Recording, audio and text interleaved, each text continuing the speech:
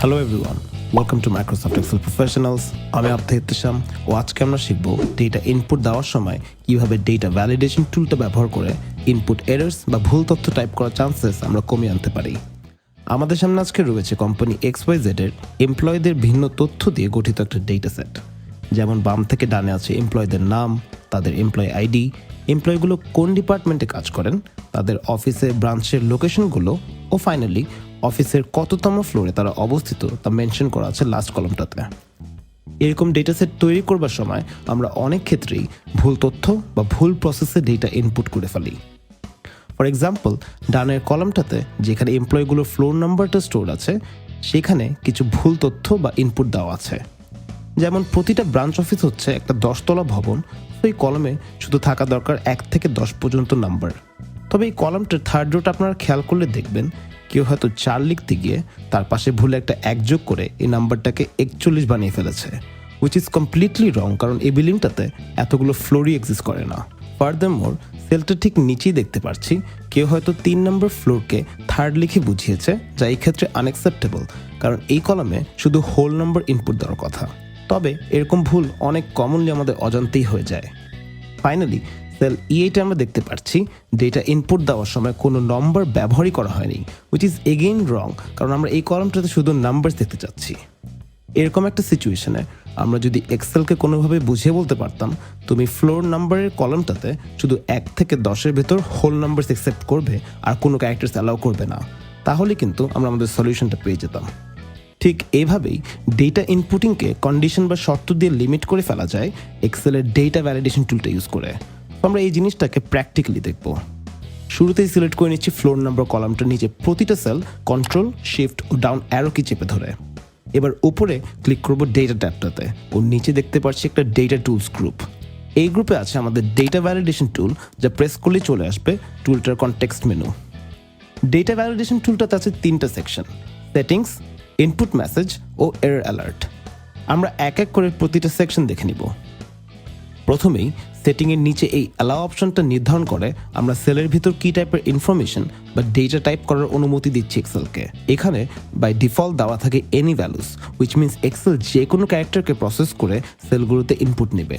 তবে আমরা চাচ্ছি সেলগুলোতে থাকবে শুধু 1 থেকে 10-এর ভিতর হোল নাম্বারস। তো অপশনটা চেঞ্জ করে সিলেক্ট করে নিব হোল নাম্বার, এবং নিচে এই অপশনটাকে বিটুইন রেখে মিনিমাম ভ্যালুতে দিব 1 ও ম্যাক্সিমাম ভ্যালুতে দিচ্ছি 10। এখন পুরো জিনিসটা বোঝাচ্ছে যে এক্সেল সিলেক্টেড সেলগুলোতে শুধু 1 থেকে 10-এর ভিতর হোল নাম্বারস অ্যাকসেপ্ট করবে আর অন্য কিছুই অ্যালাউ করবে না। এর পরের সেকশনে গিয়ে ইনপুট মেসেজে হিসেবে লিখব only allow numbers between 1 and 10। এর মানে সেলগুলোতে ক্লিক করলেই 1 থেকে 10-এর ভেতর নাম্বার ইনপুট দেওয়ার একটা ছোট মেসেজ সেলগুলোর পাশেই চলে আসবে।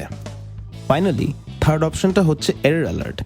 এই অপশনের থ্রু আমরা নির্ধারণ করতে পারবো একটা এরর মেসেজ, যেটা যখনই কেউ ভুল তথ্য লিখবেন তখনই তাকে একটা এরর মেসেজ দেখিয়ে বাধা বা সতর্কিত করবে এক্সেল। তো এরর টাইটেলে লিখব ইনভ্যালিড ডেটা, উইচ মিনস ভুল তথ্য। এবার নিচে আবারও ঠিক আগের মেসেজটাই টাইপ করব, only allow numbers between 1 and 10। Perfect. এবার ওকে প্রেস করলে আমরা দেখব ইনপুট মেসেজটা, কারণ ক্লিয়ারলি শো করছে আমাদের কি টাইপের ডেটা এই সেলে ইনপুট দেওয়ার কথা। তো আমি এই কলামে যে কোনো সেল সিলেক্ট করলেই আমাদের ইনপুট মেসেজটা আবার ভিজিবল থাকবে। তো ভ্যালিডেশনটা টেস্ট করবার জন্য আমি একেবারে উপরের সেলে গিয়ে এবার লিখব 1, এবার নিচেরটাতে লিখছি 2। সো এভাবে আমরা 3 থেকে 10 পর্যন্ত এক এক করে যদি প্রতিটা সেলে দিতে থাকবো আমাদেরকে এক্সেল কোনো বাধা দিচ্ছে না। তবে 11তম রোতে গিয়ে যদি আমি এবার 11 টাইপ করি, আপনারা খেয়াল করবেন একটা এরর অ্যালার্ট চলে আসছে যেখানে লেখা ইনভ্যালিড ডেটা ও নিচে আমাদের নির্ধারণ করা মেসেজটা। তো রিট্রাই বাটনটা প্রেস করে একটা গ্রহণযোগ্য নাম্বার দিলেই এক্সেল আবারও ভ্যালুটা অ্যাকসেপ্ট করে নেবে। অ্যামেজিং। আমরা চাইলে আরও অনেক রকমের ডেটা ভ্যালিডেশন ব্যবহার করতে পারি। ফর এক্সাম্পল, এবার যদি আমরা বামের কলম বিটা লক্ষ্য করি, এখানে আছে এমপ্লয়গুলোর ইউনিক আইডি, যা গঠন করা হয়েছে 11টা ক্যারেক্টার দিয়ে। যেমন সেলগুলোতে রয়েছে 9টা নাম্বার ও নাম্বারগুলোর মাঝে আছে 2টো করে হাইফেন। তো ইন টোটাল 11টা ক্যারেক্টার। এখন যদি এই সেকশনটাতে কেউ টাইপ করার সময় ভুলে 1-2টো ক্যারেক্টার বেশি লিখে ফেলে, আমাদের ডেটা এন্ট্রিটা কিন্তু হবে রং। তো এরকম একটা কেসে আমাদের দরকার এক্সেলকে বোঝানো যে এই সেলগুলোতে এক্স্যাক্টলি 11টা ক্যারেক্টার অ্যালাউ করা দরকার, এর বেশিও না এর কমও না। তো এবার আমরা আবারও এমপ্লয়ি আইডিটার নিচে প্রতিটা সেল সিলেক্ট করে নিব এবং ডেটা ট্যাবে গিয়ে ডেটা ভ্যালিডেশন টুলটা সিলেক্ট করব।